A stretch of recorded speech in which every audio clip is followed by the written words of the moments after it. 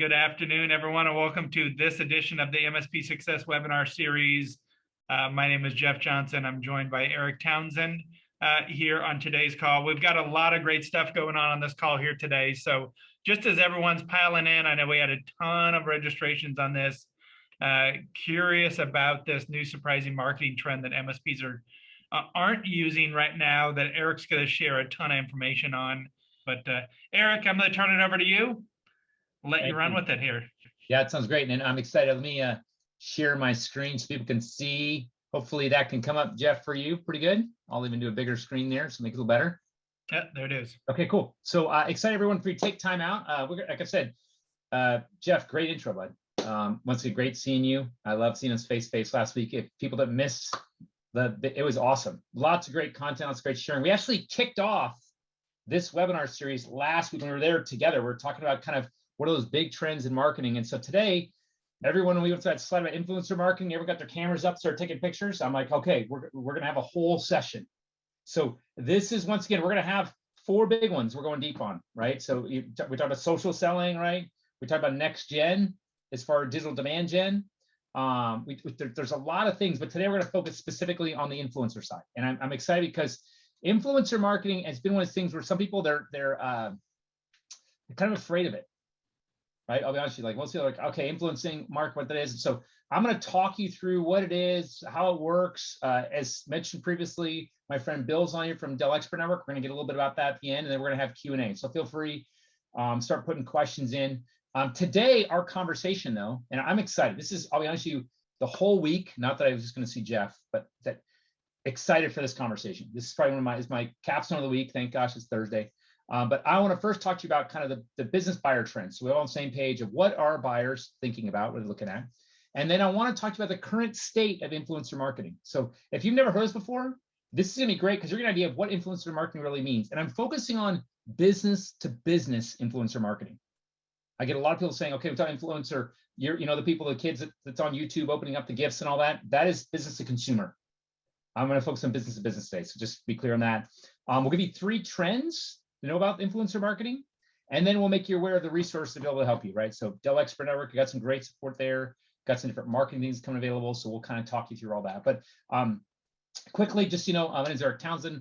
I work in our US Channels group at Intel, part of our Intel Partner Alliance program, and lead a lot of our MSP and US SMB partner activities. So if you're a partner that sells to a small business, so think of like maybe 5 people in the company up to 100, that's small. And then 100 to 500 is medium. In fact, a lot of times, I see some people out there work with, it's normal that like 20 people in a company and about 40 or 50, that's really, we have our sweet spot, but do a lot of things there. So we're talking about influencing today. I'm going to give you strategies of actually not looking at large and Fortune 500 companies, right? The big logos of Dell and Intel. No, I'm going to give you more of the smaller, how can I go at that level? Been involved with lots of different peer groups, lots of different grades, been part of Robin's world for over 10 years. So super excited for that. Feel free to connect with LinkedIn if you'd like to get kind of more information. But I want to kick off this conversation. I want to talk about kind of the buyer trends that are happening out there. Once again, I'm going to focus on business to business. There is a whole nother set of trends out there from business to consumer. And we do in business to business. There was a great little kind of drawing put together, and I copied and put it here. This came from Gartner. And it talked about the business to business buying journey. And when I say business to business, realize you're a business selling to a business, right? Business to consumer, business to business, right? But business to business specifically, there's a whole process that your buyers, right, your customers are actually going through. And why I show you this, and it's not because of all the arrows, a lot there, but it's those orange boxes I want to make sure you see. And each of these boxes can be part of your influencing strategy, right? Because though, think about it, people are coming to you not for a managed service or for some type of backup and disaster recovery or cybersecurity. They're coming because they have a problem. So we don't want to start an influencing strategy saying what we have. We actually want to talk about, okay, why are they coming to us? Why are they coming? And they're coming because there's a problem. So identifying a problem, then they're going to say, okay, what type of solutions can actually help my problem? So it may not just be that it's not just that your service. It could be a lot of things that you provide. Maybe it's your expertise of how you do security inside your company, right? But they're looking for what are the solutions out there. It could be hardware, software, services, but all that. Then they're going to say, okay, based off what I see for solutions, they're going to start looking at their requirements. They'll start doing the RFP process and all that, and then they'll select the supplier. Right now, to be clear, the average number right now is 5 touch points they have before they even call your sales team. There's 5 different touch points they've made, whether it's on social media, whether it's been a conversation with a friend of theirs, a peer. It could be something where they maybe from a software company they've already worked with. All these touch points I'm telling you about, these are ones that have already influencing what they're looking for. But be clear, they start with the problem. Now, I like showing this slide here because this gives you an idea in our current space, in the SMB space today, what are the business issues, IT priorities, IT challenges, and adoption growth, right? The people we're looking at, like really saying, okay, so my business issues, what am I dealing with? And everyone here, to look at number 1, right? Attracting and retaining new and existing customers. I think everyone here, right? We're increasing business growth. Yep. Redefining business process. Yep. Improving work. You can, a lot of these ones here, to be clear, when we're talking about business issues, these are great, great, great influencing topics. I have people say, gosh, well, what am I going to go influence? What am I going to talk about? What could we, developing an IT outsourcing strategy, right? How do I deal with all that? There's lots of things here topic wise. The IT priorities, this is where the standard fare of your marketing, you're probably already doing today. Security solutions, right? We heard last week, all the security issues, even some of the better, the best presentations, we're talking about how they're uniquely positioning security. Cloud collaboration, hybrid workplace, all those ones are pretty standard. And this is, once again, as of 2022. So if you're saying in my overall marketing, influencer marketing included, what should I be actually talking about? What should I be messaging? These ones here, the IT priorities, because that's when we say a priority, that means there's budget with it. Now, IT challenges, these are the things, once again, you know these, but these are the ones that are saying in 2022, here is our challenge we're having, right? So migrating to modern IT. Budget, we all know that's when they're right. Outsourcing, productivity tools, sustainability, all these ones here are what we're seeing. And then adoption and growth, they're saying, what is the next thing I should be thinking about from a perspective of their technology? So I give you the part up front of, hey, the buyer journey is really, really different. And when we think about where people are actually spend their time, money, and thought, this is where they're putting it out. So hopefully it should be helpful and just giving you perspective. And I always say when we're doing influencer marketing, a lot of people say, well, man, if I'm doing influencer marketing, where do I start with? The problem. Remember, I'll go back. Problem identification, business issue. Got them right here, right? Priorities, challenge, adoption, growth. These are ones that you probably want to lean in on. Great ones. So, like I said, each one of these you could double click on and give a lot more. And in influencer strategy, we'll talk about this, is that there's authenticity that you have to have. So on all these business issues, I feel very confident that people in our audience say, right, you're probably dealing with how do you reduce your operational costs? So like, think of that like ticket per technician, like operational, how do I, all those things you're dealing with. So you can actually talk about that. And that's authenticity comes. Now, so that's the whole business environment. I wanted to, though, now get into kind of the meat of what influencer marketing is. And this is something that I get super excited talking about because the partners that I'm working with that are doing this, there is a smaller amount, but the ones that are doing with this, it's amazing to see it happen. The amount of influence they have is great. The amount of customer support they have is high.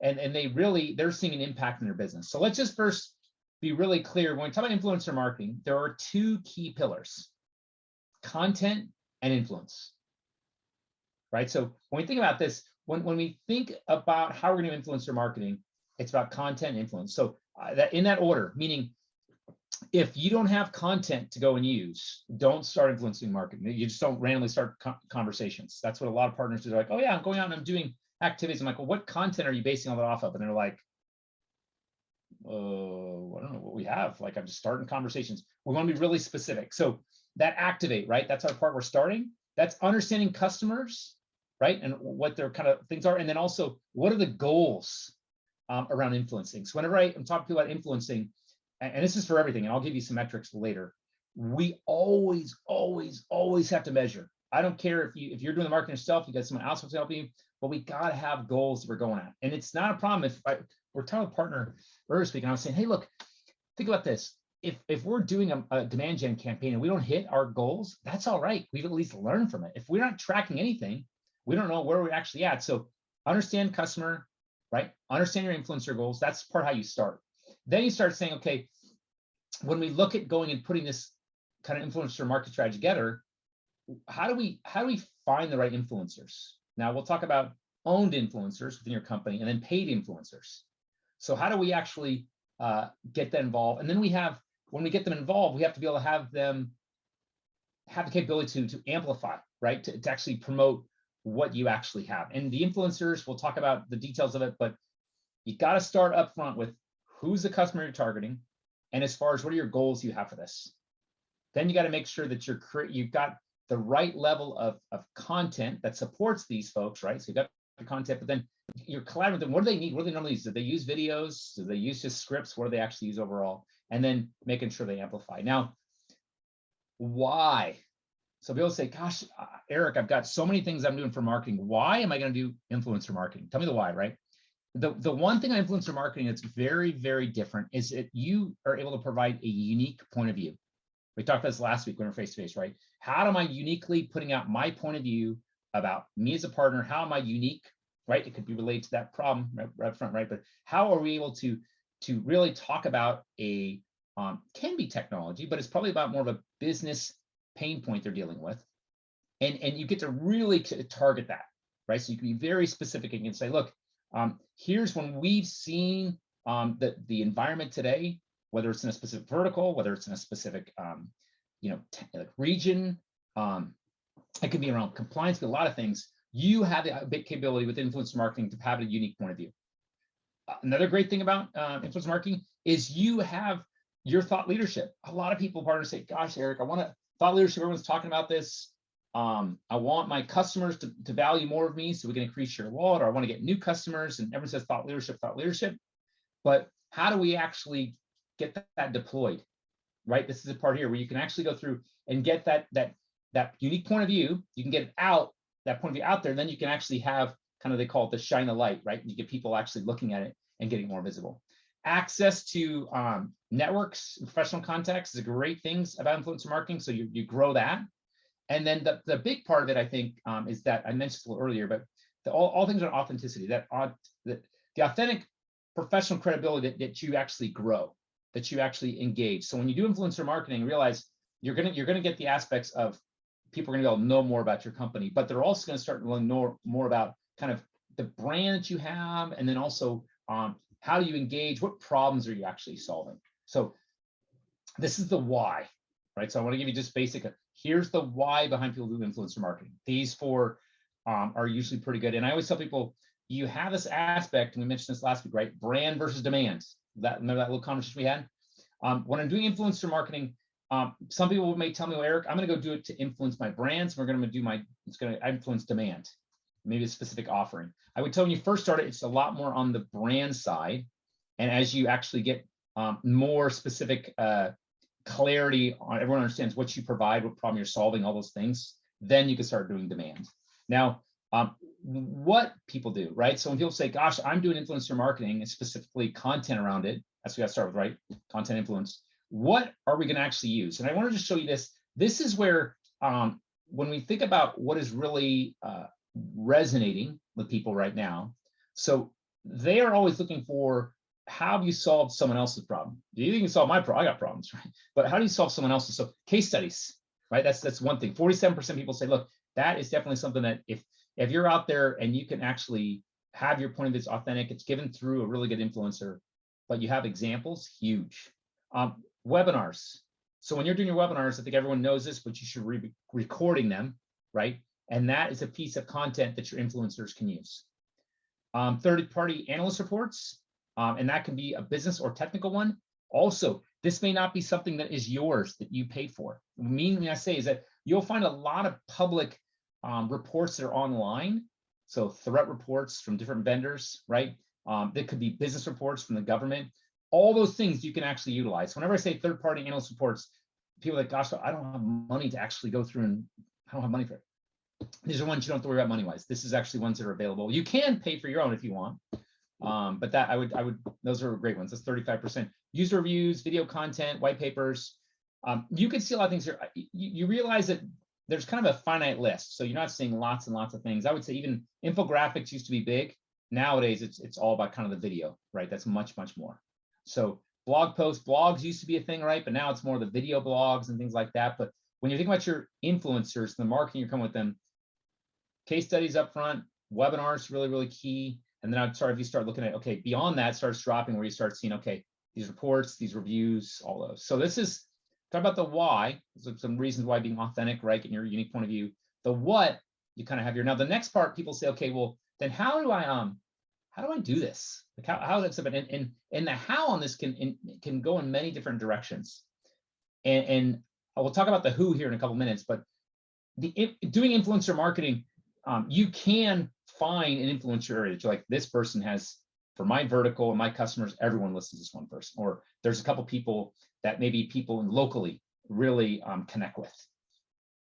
Most people, if you start looking out there, and once again, we're thinking across generations here, right? So from the builders, the boomers, right? The Xers, Gen Y to Gen Z, we're saying across the spectrum, what are the ways we can connect? And you can see here, some of these ones you're like, okay, Instagram, YouTube, your Facebook, Twitter, these are all areas you can connect with people.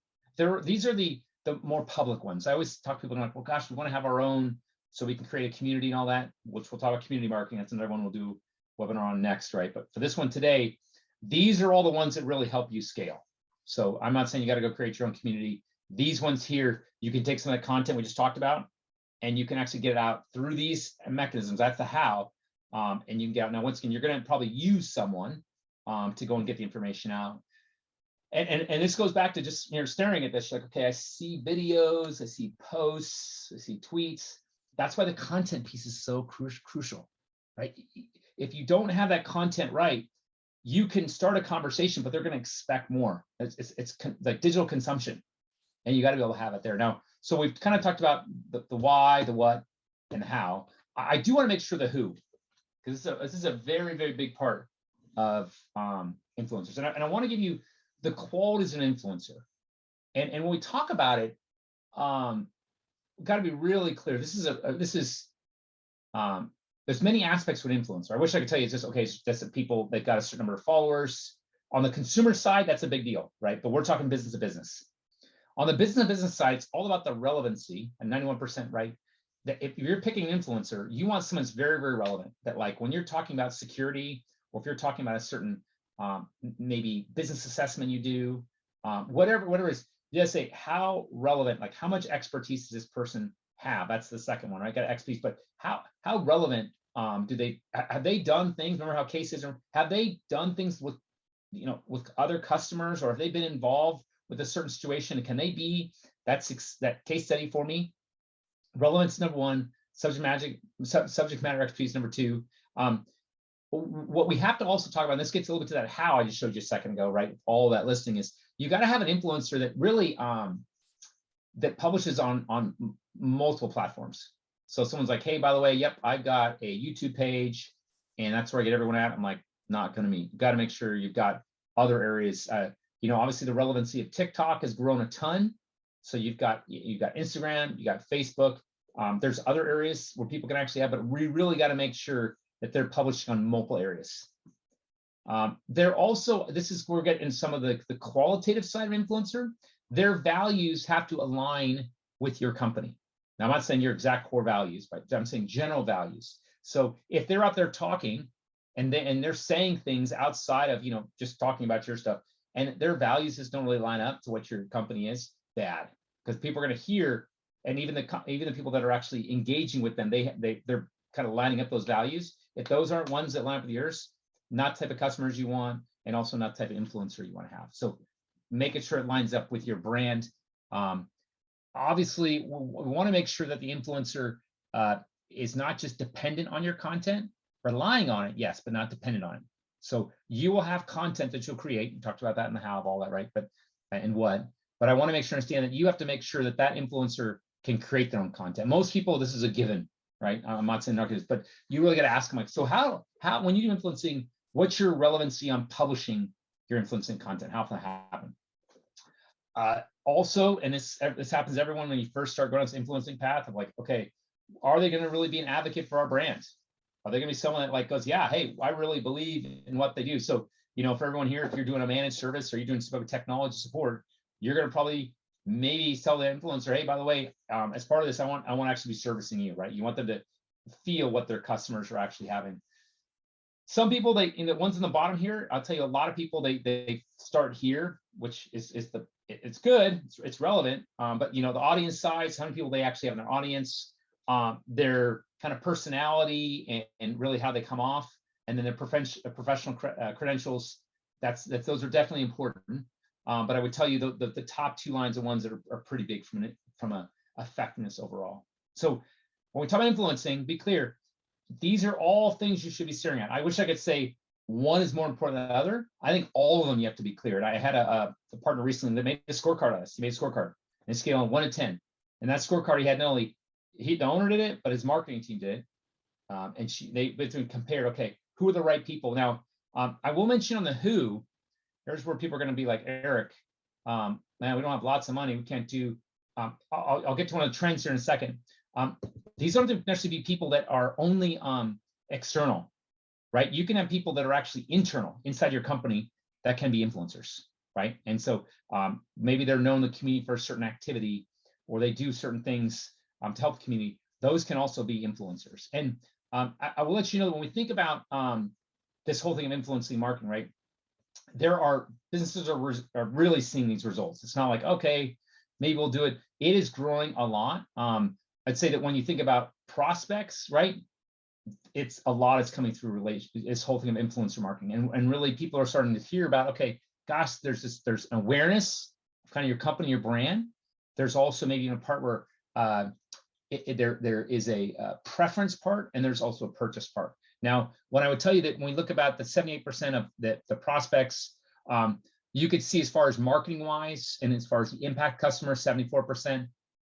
Better results from an overall marketing perspective. This is a broader comment, but think about when you're doing your email campaigns, or you're doing your online digital campaigns, influencer is one that can support it, maybe sometimes drive it. It's pointing people to it. So that's why content is so key, because your content plan isn't just going to be only for the influencer, but it's all these other areas where you actually have content. And how do you tie all that together?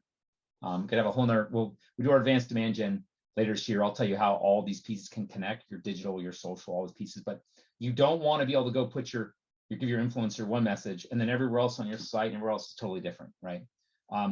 And I'll just point this out, everyone here. You're like, okay, look, this is going to cost some money, Eric. Like, I like his idea. Okay, I'm getting interested, but this is going to, everyone is actually saying this space of influencer marketing, this is what we need to go do. So the budget increases. I don't know too many partners are like, yeah, I'm not going to go and put some money in a space. I'm not saying a ton, but the budgets are going up. Now, I showed this last week, and I'm just going to make sure it's clear. Why are we talking about influencer marketing, right? It's really to maximize engagement. So we think about influencer marketing. The message you have, that unique point of view, right? The way you're able to solve a problem, all these different things come together, and you're able to resonate a lot more with prospects, with existing customers, and that influencer, the authenticity, the reach, and the relevance is really going to drive a lot. And where it drives, right, you can see the pieces here. So your events, your content, your product launch, all these things can influence here. So when we talk about influence marketing, it's not just the generic brand. I mentioned how you can go along the continuum, and you can get to demand, meaning that when you launch a new product or service, that influencer will be talking about, hey, I saw this new thing that actually came from our local friends here, and they're doing this. That can drive some demand. I'm not saying it's in the beginning, remember, we're going to do a lot more brand part, but it can drive demand. So that's the goal, maximize engagement. So, okay, we'll go through 4 areas. This is the first one, right? Influencer marketing, people like, gosh, why am I getting influencer marketing? We gave the 4, but really it's maximizing engagement. Now, I do want to make sure, I'm a big metric fan, Jeff and I talk, and one day I'm like, hey, we got great market stuff to share, but I really got to make sure that if you're doing influencer marketing, man, measure. And this is on everything. We'll talk about social selling, same thing. But we're measuring, think of like in your normal demand gen and marketing, right? You've got the funnel, right? So you've got top of funnel, tofu, right? You got mofu, which is middle, and then you got bofu, which is the bottom, right? So you got this funnel. I want to make sure you see that there are different metrics you can have out there, right? And content relates to that. So I'm really almost trying to call the play for you. Say, okay, if you're doing more top of funnel, that's the awareness, right? obviously, what's the number of active influencers? And this is where it gets, I can't go through this today because it just takes a ton more time, but your influencer impacts other influencers.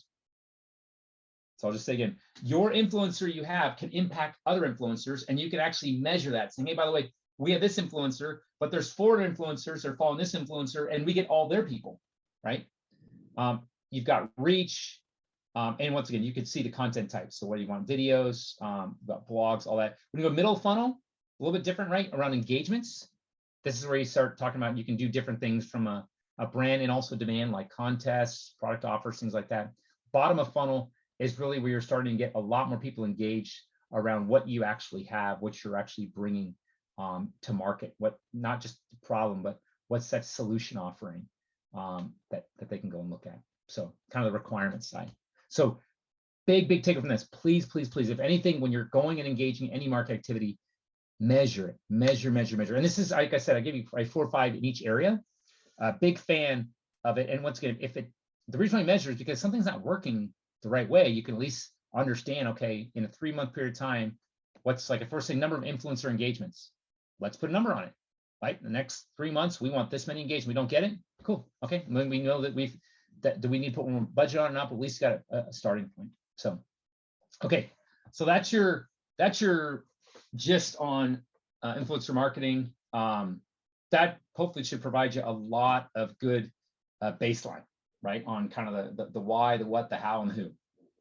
Now, what I'm going to pivot you, I'm going to start talking about the 3 trends right now. So in 2022, influencer marketing has been around for a while. It's not new per se. In our industry, in the business side, it's a little bit newer in a sense of it's probably the last 3 to 4 years that it's starting to get steam. But if we say right now in 2022, what are 3 trends that you should know about influencer marketing? So for people who are already doing influencer marketing, which I don't know how many people out there are doing it, let me know in the chat if you're doing it.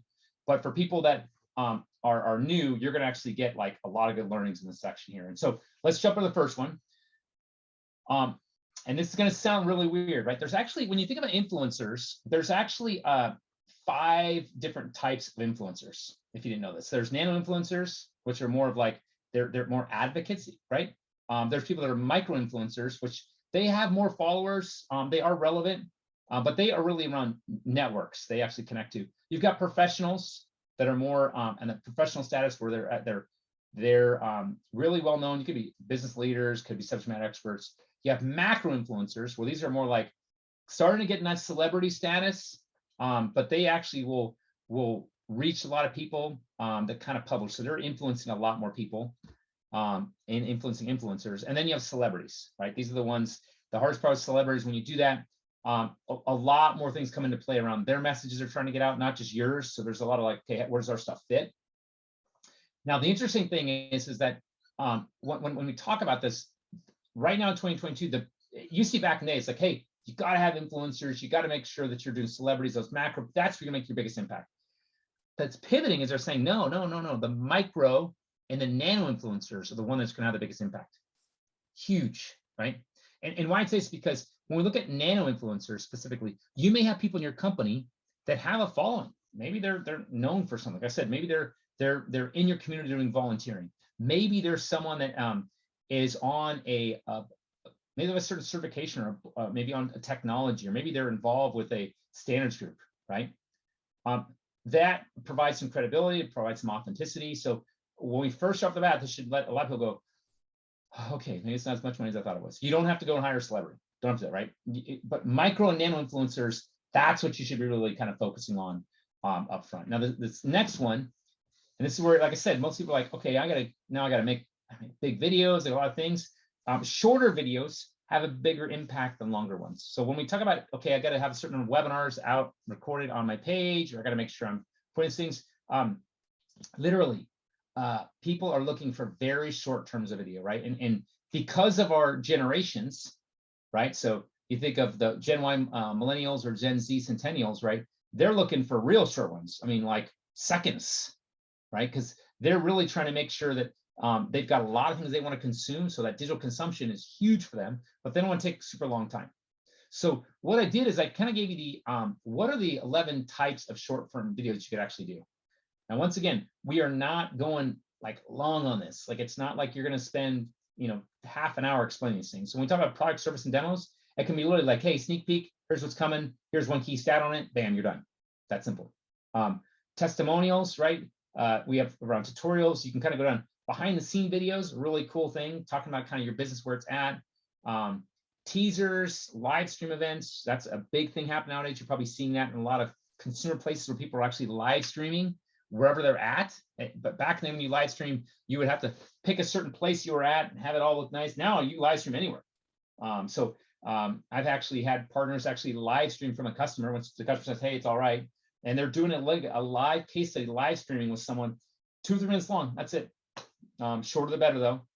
And these are all things that when we think about videos, we want to make sure that these things actually, we give these to our influencers, right? So as much as possible, the more you have, the more your engagement that can actually happen. The less you put together. So I'm not saying you have to do all 11, but I wouldn't just do one, right? You probably do like at least probably 2 or 3 to have really good effectiveness. And this video, once it's going to be on your phone, we're not talking full production, right? And where it's at can be open to. So smaller size influencer, right? Shorter videos. The third one I want to talk about, and it's pretty cool, is that this whole thing around establishing a shopping motion. Now, I know this sounds really weird. I actually love this graphic, a big fan of it, because in influencer marketing, we can get caught up in the point of we're just trying to focus only on the brand, right? And that's awareness, interest, decision, you can sell stuff. But as you move along, you can actually understand, like, okay, color coded, just so if you're looking at this, dark blue, critically important. The lighter dark blue is extremely, then very, and then important. So with the white ones, we don't even, not as much impact at all. But I want to make sure to see is that when we're thinking about influencers, back in the day when it started, it was more on them just getting awareness, right? And they've moved down that funnel. So now they actually will do specific calls to action. So and not everyone here, like I said, if you haven't done influencer marketing, this may be totally new to you, and you're like, okay, establish a shopping motion. What is that all about? I'm just telling you that when you get to a point, this is where a lot of people are doing nowadays in 2022, they're saying, look, we want to make sure not only do we have these smaller influencers, not only do we have all this great content, right, from a video perspective, but we really want to target it. We want to say, look, we got to make sure people understand what is the clear call to action that we give them. And this is where you can point them to a chatbot, you can point them to a live number they can call, however your company does engage with your customers, but you want to be able to have that. And it goes across the realm. It's not just in one space. So these are kind of the top 3 right now that anyone who's influencing marketing is staring at, going, okay, man, so I got to make sure the size, we don't have to do all celebrities. Okay, we got to make sure that that short form content, not long. And then how do we make sure we're establishing that motion from a shopping perspective? So that's what we got as far as hopefully a better understanding of how influencer marketing works in those top 3 trends. I'm going to give a second just real quickly to just do a little bit on resources from an Intel perspective. So we have our Partner Alliance program. Lots of great things involved there. I'll just quickly tell you, if you are going through and you're looking at, okay, what's the next level of technology out there? AI, cloud, edge technologies. We've got a lot of great stuff there. We've got a marketplace. We've got where you get incentives, right? So feel free, intel.com/partner alliance is a great place to get some information. But one thing I do want to spend some time on, I have my friend Bill here today, is I want to talk about Dell Expert Network, because we had a little bit of conversation last week. I know, Bill, you and I were at the booth, and we were talking to partners, and people were walking up going, how did we not know about this before? And so, Bill, I want you to kind of come off and tell me about, so when we think about Dell Expert Network, what should partners be thinking if they see all these chevrons? What should they be kind of taking away from today? Yeah, thanks, Eric. I appreciate it. Yeah, I can go over some of the key benefits of the Dell Expert Network, and you can decide from there if it's something that you think fits your business model well. First thing I'm going to talk about is we design. So first, I should introduce myself. My name is Bill McNevage. I'm a program manager with the Dell Expert Network, and the Dell Expert Network program was designed primarily for MSPs and IT consultants whose primary business is managed services. Just going off of that, I can explain some of the key benefits here. One of the things that people like a lot about the Dell Expert Network is you deal with one account representative. So anytime you're working on a project here, You go through one person. I know that's very beneficial for a lot of MSPs or consultants because for the most part, they like to keep everything uniform with their end users. So as you grow that relationship with your account rep, it gets easier and easier to kind of get things quoted and get projects moving a little bit quicker for you. Another benefit with an account rep is they have a team of experts behind them that can help with any complex solution. One of the main things there is they have a technical sales rep, which only deal with anything enterprise, so anything like server based and things like that that you need quoted. They can get involved for that as well. And then there's also specialists behind them that only deal with storage or networking specifically. So that's a big thing that a lot of our customers enjoy. The next thing is we have Dell Financial Services here. So instead of going through maybe like a third party, if your end user wants to finance or doesn't want to use up like a whole lot of capital right away, they can go ahead and go through our Dell Financial Services team, which all we need is like some pretty basic information, and you can get a response about what they're approved for, same day most of the time. Going from Dell Financial Services, you also get loyalty rewards. So anytime one of your end users purchases through you being part of the Dell Expert Network, you get 3% back in rewards. If they do decide to go through the Dell Financial Services team and finance their purchase, then you can get up to 5% back in the rewards. It can total in up to $5,000 in rewards a quarter, which ultimately sums up to $20,000 a year. So a lot of people do enjoy that, and you can use those rewards like for any future Dell purchases. The next thing here is some more time-saving tools. We have TechDirect. TechDirect helps is something that you can use to self-log support tickets, dispatch replacement parts, and request technical parts. So if you prefer to be hands-on, this is a very useful tool. I will also say that this program is designed to partner with you, and you can use it as a resource. We also have Dell Services, which is very beneficial to anyone in this program because instead of going on site to your end user that might have a problem that came up all of a sudden, you can use Dell Services to go on site, replace anything like a hard drive or something like that. They can connect it back to the network, so that saves a lot of time for our MSPs and consultants, so they don't have to leave their desk in order to fix a problem. And then ultimately that helps move your business forward. And you can also expand your outreach using them as well. I talk a lot about our services team. They can do deployments on any like new or like office refreshes. That helps MSPs and consultants like expand their outreach because most of the time they're pretty much only servicing people in their immediate area. So this just helps expand on that for you. Another tool that a lot of customers use is Live Optics. This is primarily for like enterprise level solutions. So basically you can run this Live Optics and it gives you like analytics on resources that are being used in the company on an enterprise level, so you can help them find a best solution for them, and then also make sure that that solution is going to grow with them as they grow further. The last thing here that a lot of people enjoy using is a dedicated member portal. This helps you you can look through all the transactions that you've made, your end users have made in the past. You can keep up to date with certifications with Dell. You can we provide trainings through online courses and webinars, which is very specific to MSPs and IT consultants. So those are some of the main benefits that we provide here, but my contact information will be on the next slide here, or on this slide, I'm sorry, Bill.Mitch. If you have any questions about this program, if you think it fits your business model, feel free to reach out, and I'm happy to have like further conversations with you. Awesome. Thank you. And Bill, it seemed like last week, more partners came up and they're like, hey, I just need someone to kind of help with my end customer stuff, right? I think it's interesting to see everyone here, right? You have different businesses and how you do it, right? But if you're someone that's done a lot of services and not so much focus on the hardware side. Bill, is that the right way to describe it? Right. That would be the perfect way to describe it. So, someone that, is trying to get away from the hardware side of with their end users, we cannot accept someone that's like a partner or reseller of Dell equipment. But we're pretty much there to take that burden off of you, but then still provide the rewards if you do bring those end users to us. From talking to these MSPs and consultants, a big trend that I have during these conversations is there's not a whole lot of margin to be made from reselling hardware.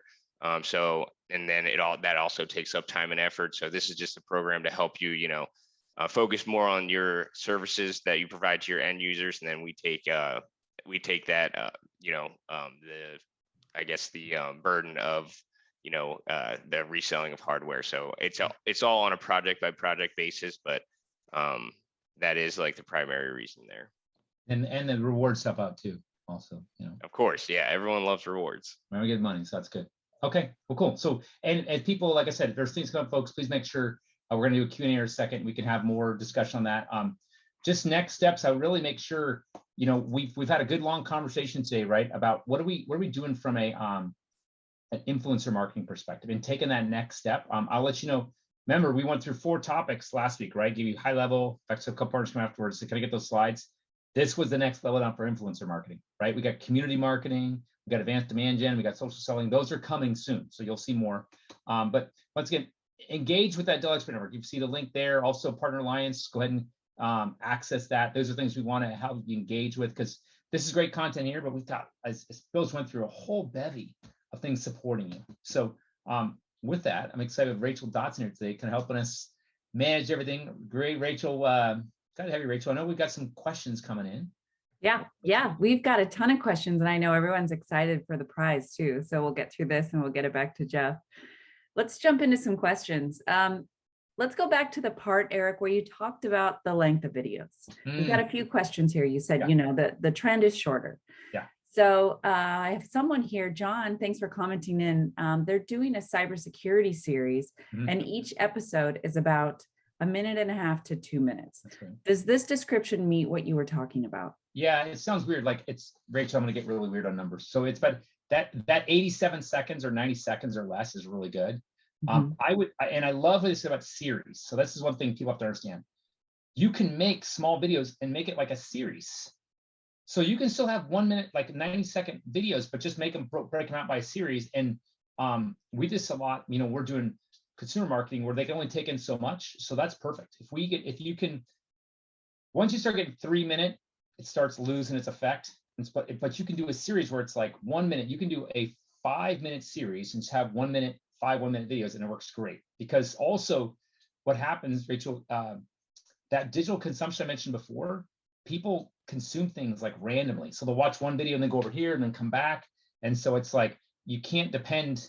I mean, back in the day, you could say, yeah, if we're going to sit on something for an hour or something, or they're going to sit on a video, not anymore, because everything's shorter, right? Podcasts are shorter, everything's shorter for people. Awesome. Okay, I heard 87 seconds to 90 seconds. It's ideal, obviously content dependent, but those series are very impactful as well. Yeah. I'm going to jump over to you, Bill, for a question. And I know we had another question in the chat about it, and probably a lot of questions come across your plate of what the difference is between Dell Expert Network and Dell Partner Program. I think that the short answer is, if you have a question, you can always reach out to Bill, but I will let you give a little more length. Yep, that is correct. So the Dell Expert Network, we cannot receive anyone that in this program that is a partner or already a partner reseller of Dell. There is a way that we can get you out of being a reseller and partner of Dell and transition you to the Dell Expert Network. But if you are already a partner reseller of Dell, then that is correct. You will not be able to be in the Dell Expert Network. Okay. And I guess a second part to that one, how much does the Dell Expert Network cost for a partner to join?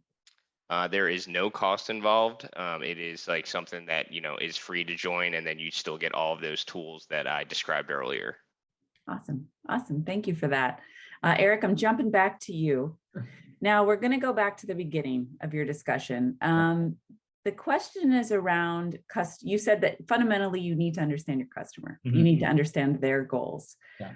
Do you have any advice on where folks should listen? Where Yeah. should they do their listening to Oh. find that out? Great, Rachel. So not in the IT realm, nothing. So nowhere in our world. So like I always tell partners, like, so let me give you an example, Rich. So I have a partner in Southern California. He is an MSP, does things with dentists.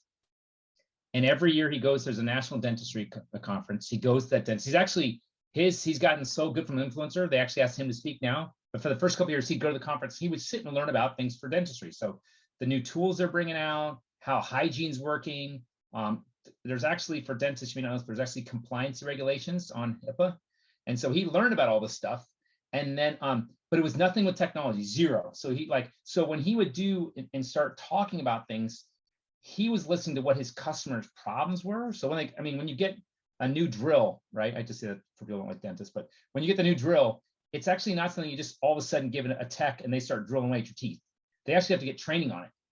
And so all these different pieces that he got from learning then customers. So I'd say one, if you're in a vertical, go to that vertical event, whatever it is. There's actually, if you do lawyers, obviously there's the annual lawyer conference. There's one for construction. Go to those. I would also say, just like how you're here today on Marketing, there are a lot of webinars out there that are industry specific, and because there's consultants that focus in there. So I would say that, and then per that consultant thing, one part of mine does a phenomenal job at that. I think it's a big deal, and we'll talk about it on next gen, demand gen later in the year. But he actually partners with other vendors in the industry. So like there was one guy that's in dentistry, he actually partners with some medical supply companies that supply the dentists. He actually does their managed service, but he basically will do joint events with them. So he does a joint event. So they're actually talking about, here's this new equipment coming out. Here's what you got to watch out for, all this. And then all of a sudden, then he comes in talking about his technology. And it's weird because that's what he's not leading, saying, here's this way I'm going to stop security. But he basically says, hey, you're having this one problem with this new thing. You could be having another problem with security, but here's how I can help you. So it's that part of really kind of bringing more together there. Awesome. I think that's a really important point here, because we've been talking a lot today about digital.